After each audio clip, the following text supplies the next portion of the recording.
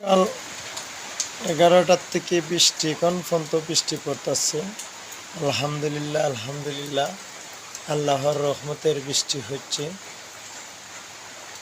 বৃষ্টি দিয়ে আমাদেরকে শান্ত করে দিয়েছেন মহান আল্লাহ রাব্বুল আলামিন।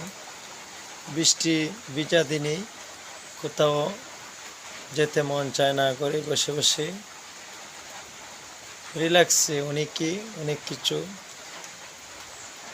কেউ ফেসবুক চালাইতেছেন, কেউ অনেকে ফোনে কথা বলতেছেন।